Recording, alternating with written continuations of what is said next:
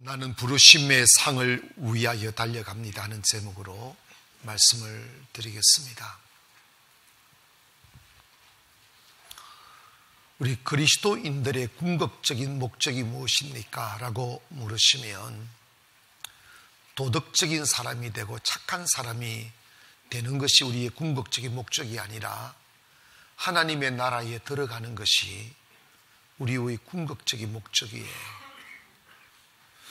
우리가 평생을 교회를 다니고 신앙생활을 했었어도 우리가 이 땅을 떠나는 날 천국 들어가지 못한다면 우리의 신앙생활은 헛것인 것입니다.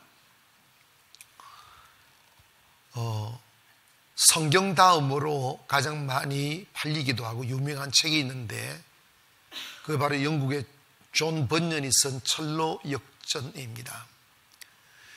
이 철로 역전을 보면 한 크리스찬이라는 주자가 나와서 이 험난한 세상, 사악한 세상에서 살아가면서 천국으로 향하는 그 처절한 영적 싸움과 몸부림치는 것을 이렇게 책으로 이렇게 쭉 써놓은 내용들입니다.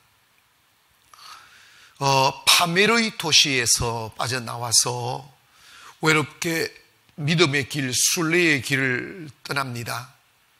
그 과정에서 수많은 장애물들을 만나게 됩니다. 절망의 수렁에 빠져 허우적거려 보기도 하고 도저히 빠져나갈 수 없는 좁은 문 앞에 서서 고통과 슬픔을 당하기도 합니다. 그 고통과 슬픔의 길을 몸부림치며 빠져나오다 보니까 또 다른 세상이 자기를 기다리는데 허영과 쾌락의 세상이 그를 유혹하기 시작합니다. 이리로 와서 즐기자고, 여기서 편히 쉬자고, 인생에 별거 있니? 그냥 배부르게 그냥 즐겁게 살면 되지 하는 이 쾌락의 손짓들이 그를 계속 유혹하고 있습니다. 그 쾌락에 빠져보아도 채워지지 않는 영혼의 슬픔, 그리고 채워지지 않은 영혼의 공고 속에 갈등하면서 인생의 생존에 참된 의미가 육체의 쾌락을 위하여 영혼을 파는 것이 아니라 하루를 살아도 진리 안에 가슴을 파묻고 주님의 말씀 붙들고 살아가는 것이 진정한 가치임을 깨닫고 그는 또다시 고난의 산을 향하여 길을 났습니다. 내 삶이 힘들고 내 육체가 힘들지라도 하루하루를 믿음으로 살아야 되겠다 하며 자신의 이 육체 속에 끌어오는 욕망과 그리고 모든 탐욕을 십자가에 못 박으려고 몸부림치며 그 고난의 산을 넘어가기 시작합니다. 그리고 그 고난의 강을 건너 이제 내가 살았나 싶어 보니까 또 다른 죽음의 그 어두운 강이 자기를 기다리고 있다는 거예요. 겹겹이 우리를 무너뜨리려고 하는 사탄의 세력과 시험들이 마주하고 있더라는 거예요. 이것이 철로 역정, 즉 하늘나라를 가는 길에서 맞이하는 모든 얼굴들을 이렇게 책으로 펴낸 것인데 딱히 우리가 그것을 소설적인 거나 논리적으로 이해하지 않아도 여러분이 이렇게 믿음 생활하려고 세상에서 나와서 교회와 예수님을 따라가고 진리를 따라가려다 길을 나서다 보면 우리가 너무나 당황하는 것들이 많아요. 그게 뭐냐면 나 믿음을 살려고 하는데 예전보다 더 선하게 살려고 하는데 예전보다 더 정직하게 살려고 하는데 왜 이렇게 벽들이 많지? 왜 이렇게 시험들이 많지? 왜 이렇게 저항들이 많지? 하는 것을 막 느끼게 됩니다. 그리스도인들이 가장 중요하게 여기며 살아야 될 삶의 그 내용이 뭐냐? 매일 기도하며 살아야 되는데 기도 안 하다가 기도하려고만 해도 이상한 일이 생겨요. 주일날 일 없으면 나오고 일 있으면 안 나오고 이랬던 사람이 나 신앙생활 똑바로 좀 해봐야 되겠다. 내가 존재하는 것은 내 만족을 위함이 아니라 내 쾌락을 위함이 아니라 진리를 위하여 살아야지 하는 마음으로 예배자의 삶을 딱 살려고 하면요 주일 아침 되면 뜻하지 않는 손님이 덜렁 찾아와. 일이 생기고 또 기분이 야릇하게끔 뭔가 기분 나쁜 일들이 생겨요. 그러면 거기서 은근히 겁을 먹어. 마귀가 그 삶 속에 뱀처럼 쑥 들어와가지고 너 적당하게 해 이러잖아. 너 교회 다니는 걸 내가 막지는 않는다. 그러니 예수죄인은 되지 말아라. 적당하게 정신 차리고 세상과 적당하게 균형을 맞춰서 생활해라 하면서 쭉 하면서 은근히 기도하면 이게 안 좋은 일이 생길 것만 같은 막 생각이 들어요. 사람들은 그게 사탄인 줄을 몰라요. 사람들은 그것이 어둠인 줄을 몰라요.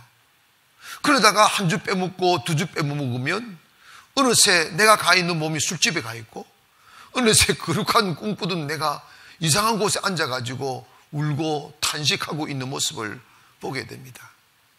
여전히 지금도 사탄은 존재하여 하나님의 사람들을 무너뜨리고 파괴하려고 그러고 하나님의 사랑에서 멀리 떨어뜨리려고 하는 작전을 짜고 수없는 도전을 하고 있음을 알아야 됩니다. 오늘 본문 말씀은 사도 바울이 옥중에서 빌립보 교회에게 보낸 편지 내용 중 하나입니다. 여러분, 바울은 예수님을 만나기 전에는 사울이라는 이름으로 살았는데 그는 세상적으로 당시에 전혀 부족함이 없는 사람이었어요. 당시에 최고의 학문 가말리엘 문화를 공부를 했고 그러니까 그 유대 사회에서 사도 바울은 최고의 석학이었습니다. 그리고 율법으로는 바리새인 중에 바리새인이라고 그랬어요.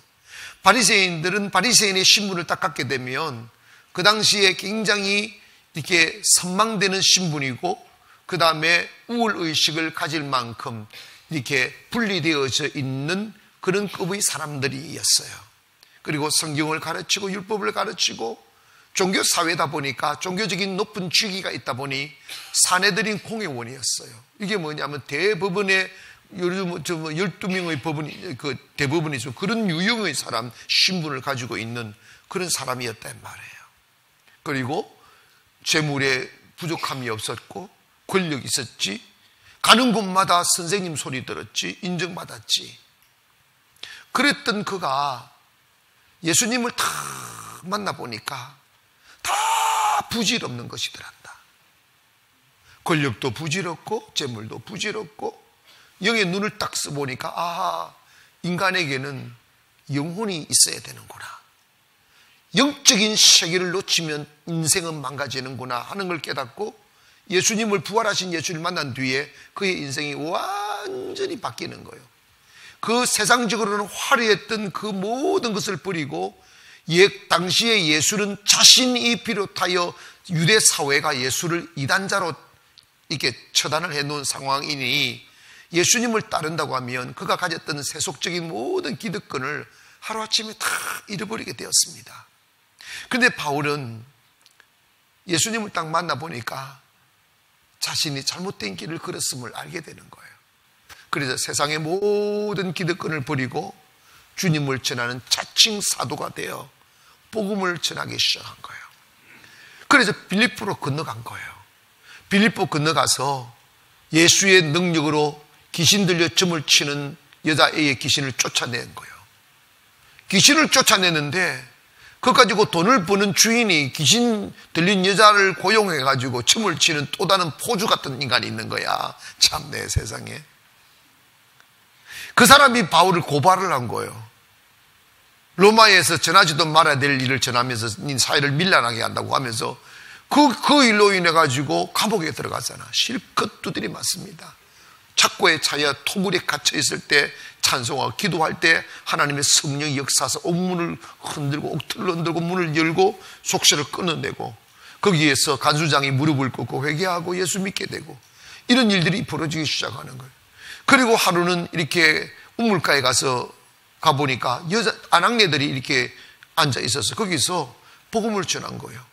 복음을 전했더니 자주장사를 하고 있는 루디아라는 여인이 복음을 받아들이고 막 가슴이 열려 성령이 그녀의 마음을 감동하니까 올 때 갈 때도 없는 그 사도 바울을 자기 집으로 모셔드리고 막 대접해드리고 예배 장소를 제공하고, 그래서 빌립보 교회가 세우시는 거예요.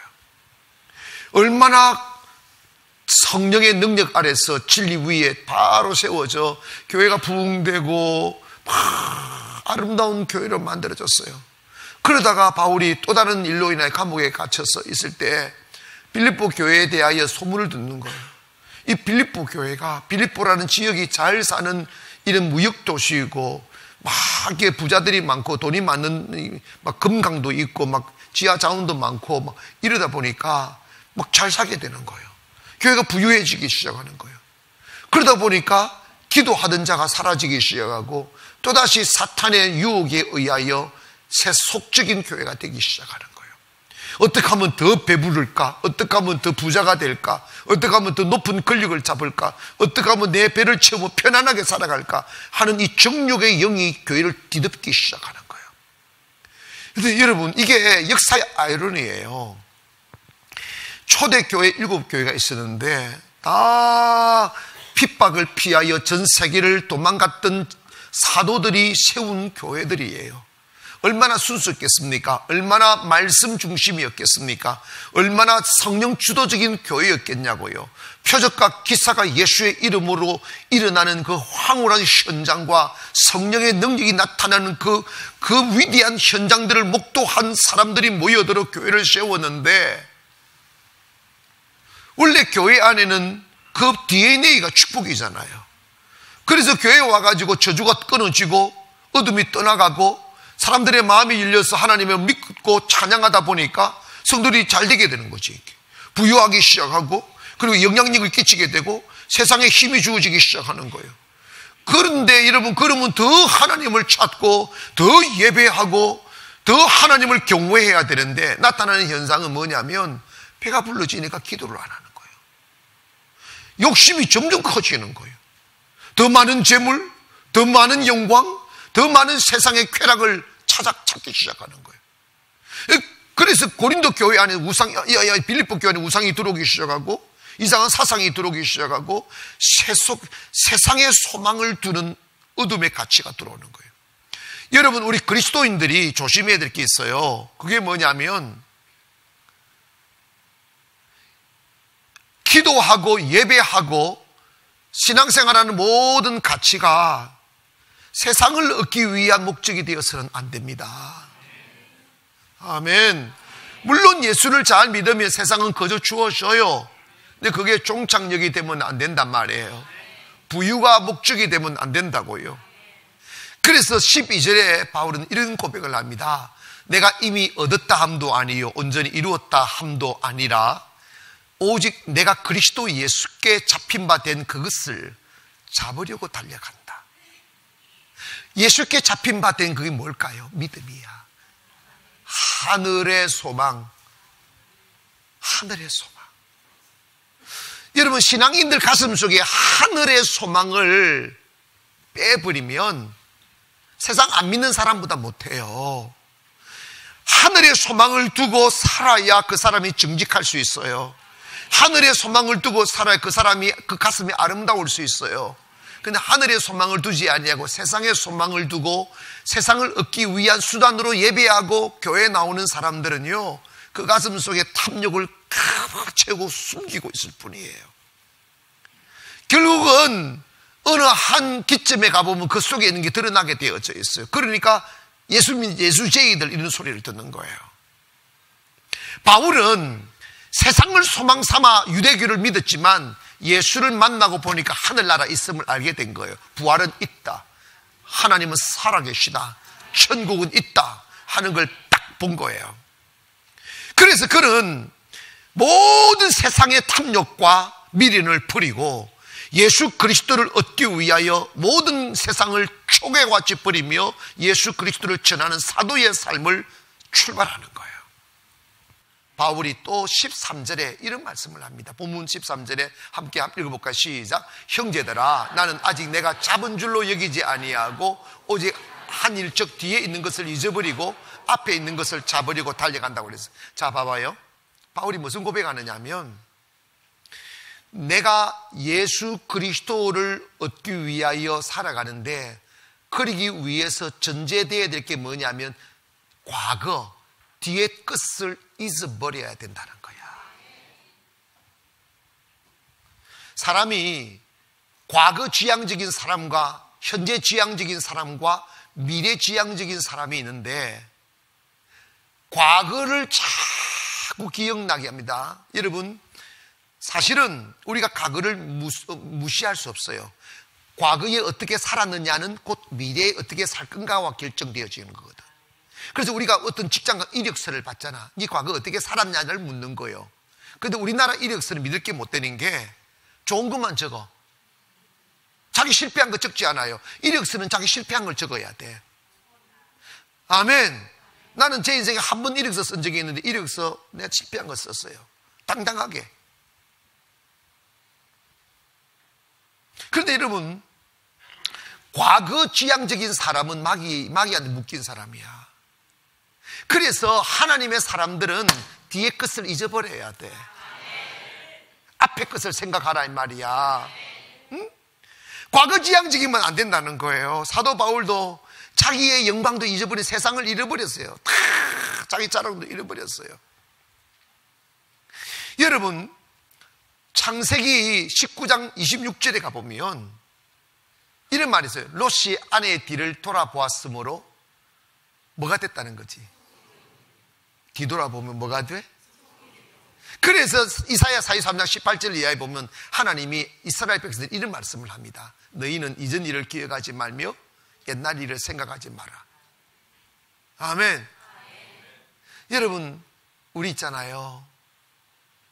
부부지간에도, 교회 안에서도, 세상 앞에서도 과거에 당했던 슬픔, 과거에 경험했던 아픔들, 어둠들을 빨리 잊으세요.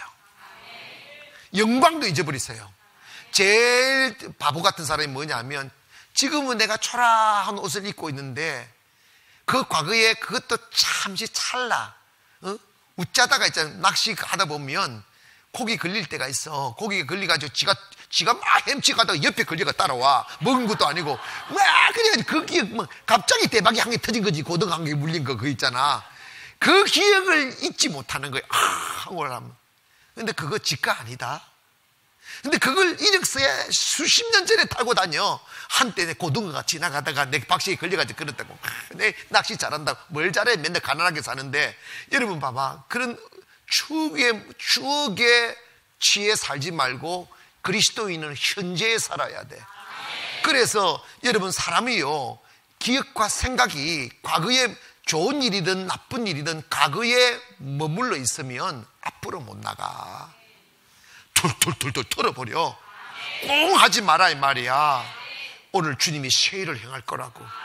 오늘 축복의 역사를 이룰 거라고.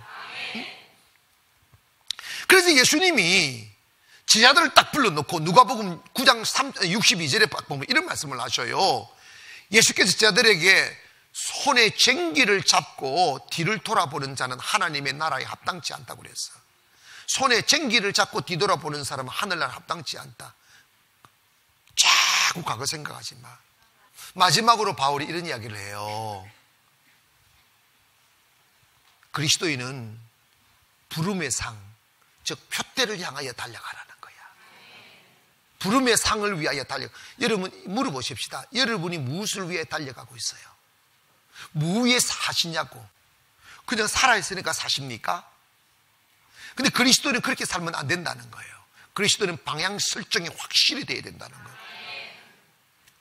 예전에 제가 그 얘기 들었습니다. 제가 개척교회 할 때 지하에서 하도 자려고 하는 귀뚜라미가 울어가지고 잠을 못 자겠는 거예요. 그래서 새벽 2시에 일어나가지고 불을 켜고 옆에 있는 반지하에 살았으니까 반지하에 있는 귀뚜라미를 찾아 헤맸어요. 30분 만에 찾았어요.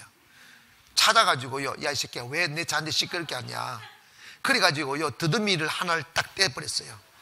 그랬더니요, 한쪽으로만 탱탱탱 계속 한쪽만 돌더라고요.